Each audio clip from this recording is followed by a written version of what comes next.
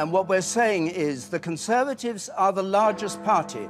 Note, they don't have an overall majority at this stage. 314 for the Conservatives, that's down 17. 266 for Labour, that's up 34. The SNP, the Scottish National Party, 34, down 22. Treat that figure with a bit of caution for technical reasons about the exit poll, which I don't need to explain right now. The Liberal Democrats on 14, up 6, and the smaller parties, Plaid Cymru stays on 3, the Greens on 1, none for UKIP, and the others 18.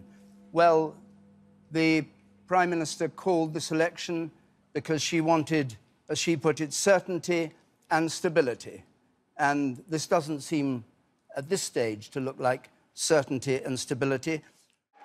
Nick Clegg, Liberal Democrats, 19,756. In politics, you live by the sword and you die by the sword. The electorate gives with one hand and takes away with the other. Will you come back into active politics? I would have absolutely no choice but to do exactly that. I am standing down today as the leader of UKIP with immediate effect.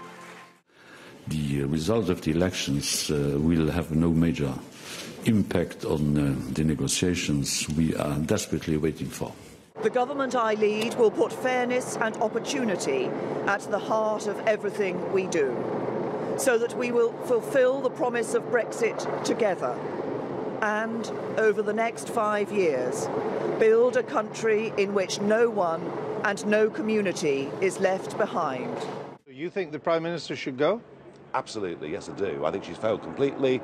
I think she has weakened her own position, not just within British politics, but she's weakened the UK's position with these renegotiations. Nigel, I'm going to start with you. You brought your party and you brought this country to a place where Brexit became possible. Do you still believe that that Brexit that you envisioned will go ahead? Well, Brexit will go ahead. I'm pretty certain of that. I mean, after all, 85% of people voted for pro-Brexit parties. One of the reasons Corbyn managed to hoover up those UKIP votes, he made it clear in the manifesto that Labour supports Brexit. Having said that, do I think now, today, that we're going to get the kind of Brexit that most of the voters thought they were going to get? I think that's imperilled. And I suspect what we're going to see is a government that will struggle to get things through the Commons, and I think we're probably headed towards a Norway-type situation 2.5 years down the road. And that would be okay with you? Well, look, Norway is better than where we are now, but it's certainly not where I want to finish up. Is it enough to get you back into UKIP in a meaningful way? Well, I don't know. I'm not sure of the answer to that right at this moment in time. But you're considering taking on the position. I mean, Paul Nuttall said he'd happily swap your LBC radio show for the leadership, and he's gone now, so I guess there's a vacancy. Well, can I just say I'm thinking about it? I mean, look, it's not top of my bucket list. For me, getting the referendum, forcing the referendum and helping to win it, I thought I was done with it. I'm going to watch very carefully, but I do think now we will see backsliding. Are you back in British politics now as a result of what we've seen overnight? Well, let's see what happens. I mean, you know, I came into politics from the commodities trading business. Well, I know, we work for the same company. Because I wanted Brexit to happen. I saw it as the way forward for a global trading nation. And as of this time yesterday, that was all on course. Article 50 was triggered. We'd made it pretty clear what we were looking for in these negotiations. And now this morning, you know, we see cabinet ministers saying, well, maybe we're going to have to rethink leaving the single market or leaving the customs union. If the Brexit the British people voted for gets betrayed, I would have no choice but to throw myself back into full-time campaigning.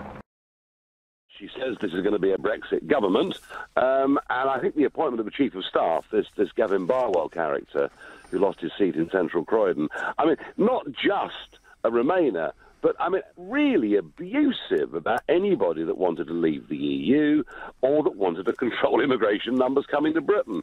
And it's difficult to see, you know, how we're going to go into a Brexit negotiation with a Prime Minister who clearly doesn't really believe in it herself, surrounded by these influences. What should she have been doing over the weekend, or what should she be doing today? Well, I do think that the appointment of the Chief of Staff matters, because the Prime Minister is obviously incredibly busy and relies on her right-hand man to keep her up to date. And I mean, you know, somebody neutral might have been all right. I would have preferred, if it is going to be a Brexit government, somebody had been a Brexiteer. And I find that perhaps the most worrying appointment of all. So, should we really be bringing on Boris Johnson? Well, I have to say, when Jeremy Paxman asked her 4 times in that interview, you were a Remainer last year, do you now believe in Brexit?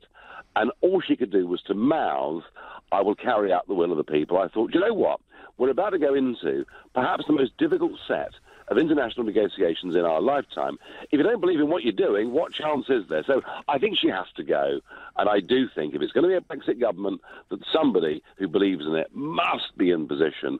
And what is fascinating is that John McDonnell and Jeremy Corbyn yesterday were clearer about the need for us to leave the European Union and indeed the impossibility of us staying in the single market than ever before. So they're about to be outflanked on Euroscepticism by the Labour Party. You couldn't invent it. How long has she got, Nigel?